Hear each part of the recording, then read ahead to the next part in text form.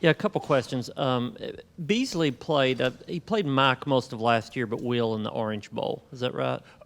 No, he was a combo guy for us. He actually played a couple games at will. That's why he led us in snaps. He was always our, combo that we could put in at Mike or Will. He had some games. I'm not sure if he started at will, but he played a ton at will for us last year. Is it fair to say his skill set fits Will pretty well? I think both. I thought, early on in the season, I thought he was playing at a high level at the Mike linebacker position, before Jawan came back last year, and then we slid him where he could play either or. I think he's, skill set wise and just experience, it would be easy for him to go back and play Mike tomorrow if we asked him to. And one more, Keenan Peely he's a traditional Mike, isn't he? Just Yeah, body when you type. say traditional Mike, I want to be careful. He's not a throwback, 3 yards in a cloud of dust that just runs into people. He's a bigger guy, but he's super athletic. We don't mind putting him in space, blitzing him, putting him in coverage. I think I want to be careful about saying traditional because we like to consider both of our guys, versatile enough to be outside and inside linebackers. With Aaron, how have you seen his leadership skills grow this offseason? It's a work in progress. It is. Aaron's a soft-spoken guy. One of those guys that always feels like he has to earn the respect from everybody before he's going to step out and lead. We're asking him to come out of his shell a little bit, and he's done it in his own way. He's not going to ever be the loudest guy in the room or be very boisterous. But you can see that, especially the younger guys, they gravitate to him, and they really take heed to what he's saying when he speaks.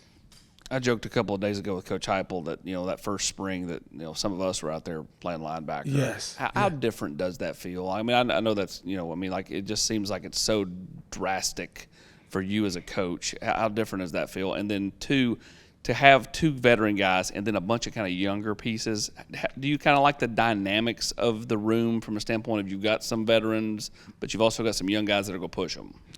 Yes, the first part of your question, every coach, I think if you asked them what would be their number one goal would be to have quality depth. And when you don't even have the bodies to, go out there and compete, it's hard because, I say it all the time, the best, coach in the world is competition. You're going to get the most out of guys if they know that guy behind them is nipping at their heels and is able to play at a high level. And with the depth that we're building, we're gonna be able to play multiple guys, and we feel like we're gonna get them to play at a high level. And like I said, I think we're getting to the point where we can be a third or fourth or even a fifth team deep at linebacker, and that's going to be, a blessing. Obviously, knock on wood, you don't want any injuries to happen, but the depth aspect is going to be great.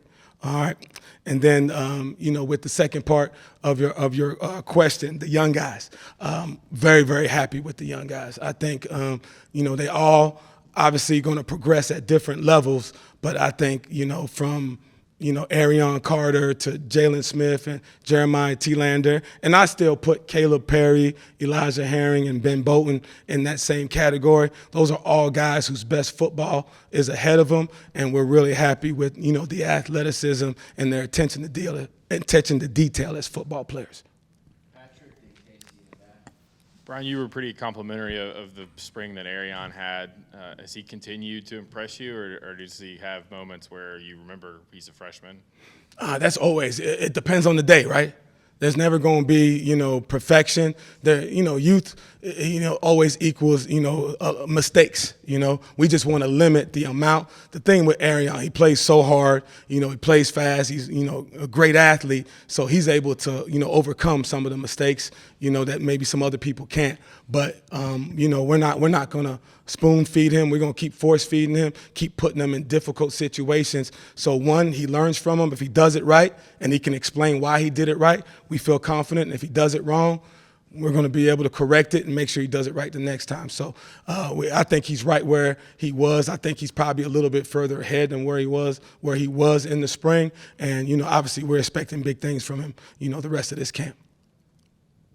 How would you describe how beneficial it is to have Keenan's age and experience in the linebacker room? Oh man, it's been it's been valuable.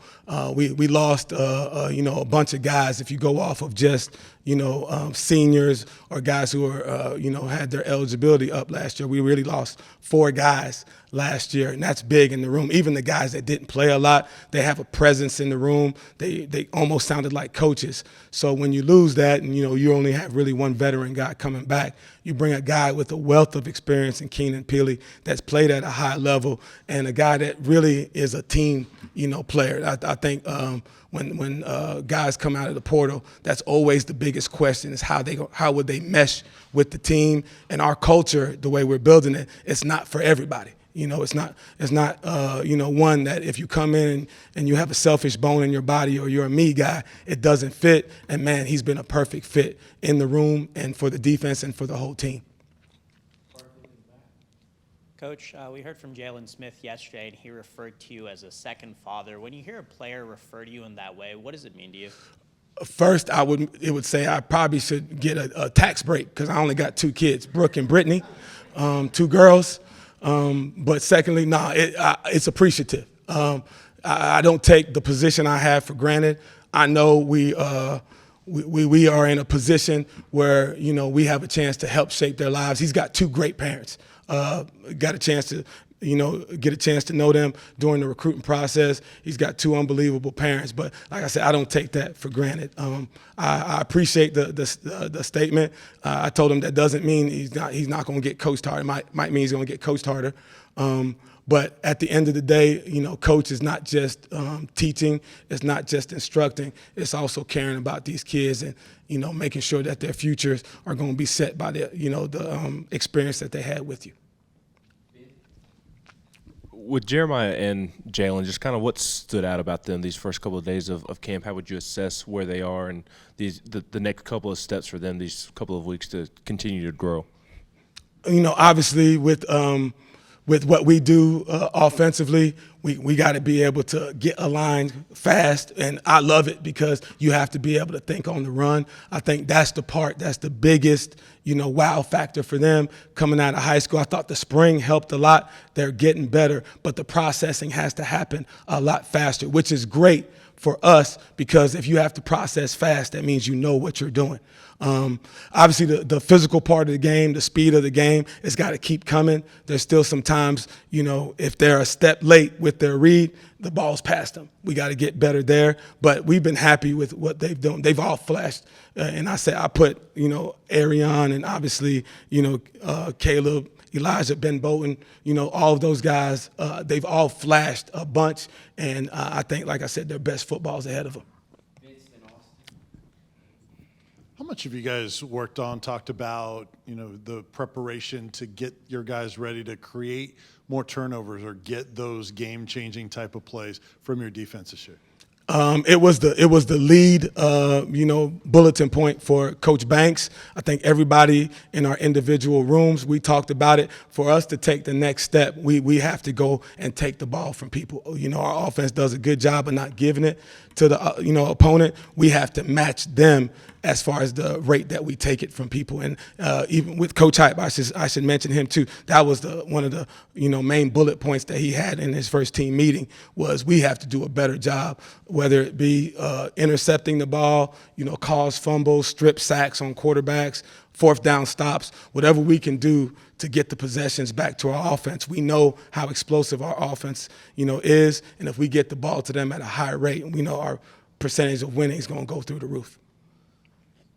Coach, when you made the decision to come here a couple of years ago, what kind of take everybody through that decision? Because you were at Michigan, another program with a lot of history. Yes. You're coming to a place that's under NCAA investigation and all that at the time. Like, kind of, what made Tennessee attractive for you that you want to come here, and what have you found since you've been here that maybe you didn't know going in? Man, I feel like I'm about to write a book report. To answer the first part of that question, the thing that was attractive as a kid that grew up in the Northeast in the 80s and early 90s and moved down south in the mid 90s, obviously Tennessee program-wise was at top tier, was one of the best programs in the country. So that stood out to me. you know, as a high school kid. Then getting to college, you know, I didn't play college football too far from here. I played at Appalachian State, so we was a lot of, you know, power T's in that area of North Carolina. And then obviously getting in the coaching profession, you know, I cut my teeth in the South and actually in this conference. And Tennessee was always a program that you admired from afar.